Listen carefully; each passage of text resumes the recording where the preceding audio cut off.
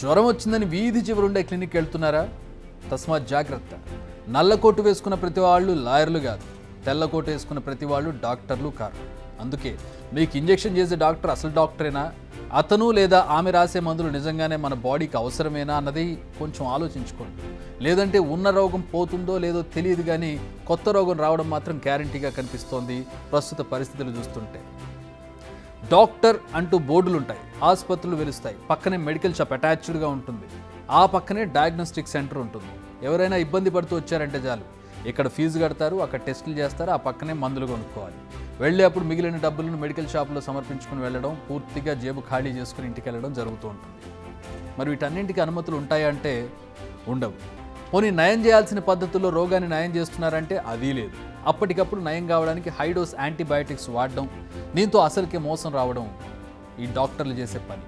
ప్రస్తుతం తెలంగాణ స్టేట్ వైడ్గా సోదాలు జరుపుతున్నారు తెలంగాణ వైద్య మండలి సభ్యులు. ఎలాంటి సర్టిఫికెట్స్ లేకుండా ఆర్ఎంపీ ముసుగులో ఆసుపత్రులను నడుపుతున్న వారి భరతం పడుతున్నారు. ఒక్క హైదరాబాద్లోని చింతల్, షాపూర్ నగర్ ప్రాంతాల్లో సోదాలు చేస్తే 50 మంది నకిలీ డాక్టర్లు లెక్కదేలింది. ఏ ఇబ్బంది ఉందని బాధితులు వచ్చినా ఆసుపత్రిలో చేర్చుకోవడం, పెద్ద సంఖ్యలో యాంటీబయాటిక్స్ ఇవ్వడం, ఇదే సీన్ ప్రతిసారి రిపీట్ చేయడం చేస్తున్నారు. ఈ విషయాన్ని గుర్తించిన అధికారులు ఇప్పటికే స్టేట్ వైడ్గా సోదాలు మొదలుపెట్టారు. 50 మంది డాక్టర్లపై, 50 మంది నకిలీ డాక్టర్లపై ఎఫ్ఐఆర్లు కూడా నమోదు చేశారు. ఇప్పటికే కొంతమంది జైలుకు కూడా పంపించారు. రోగులకు చికిత్స చేయాలంటే ఉండాల్సింది ముందు ఆ రోగం మీద సరైన అవగాహన, తగినంత నాలెడ్జ్, అన్నిటికంటే కావాల్సింది అనుభవం. బట్ చాలామంది నకిలీ డాక్టర్లుగా చలామణి అవుతున్న వారికి ఇవి ఏవీ ఉండవు, కానీ ట్రీట్మెంట్ చేసేస్తారు, కొన్నిసార్లు ప్రాణాలు కూడా తీస్తారు. నిజానికి రూల్స్ ప్రకారం ఆర్ఎంపీ, పిఎంపీలు ఫస్ట్ ఎయిడ్ చేసేందుకు మాత్రమే పరిమితం కావాలి.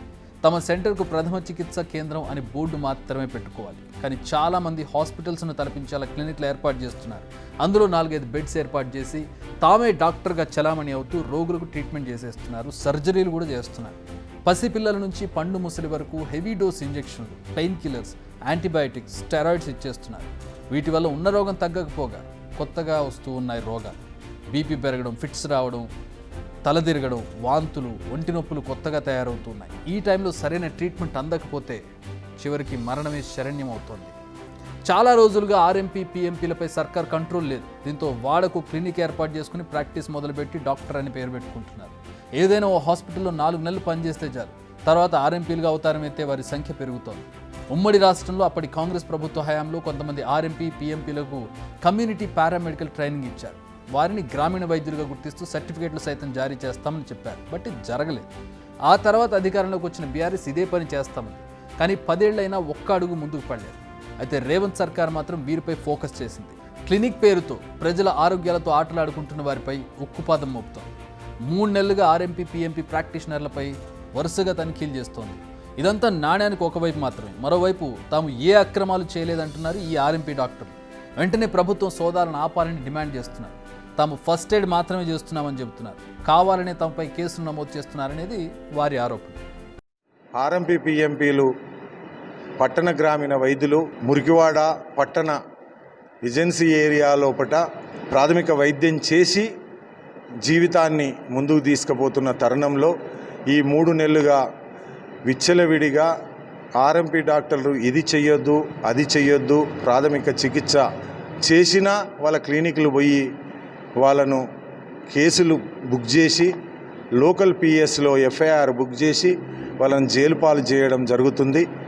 కాబట్టి మేము ముఖ్యంగా టీహెచ్ఎంసీ చైర్మన్కి కానీ మరియు ప్రెసిడెంట్కి కానీ సెక్రటరీకి కానీ కోరుకునేది ఒకటే, మేము ఎట్టి పరిస్థితుల్లో మీ శిష్యులుగానే ప్రాథమిక చికిత్స వరకే వైద్యం అందిస్తాం.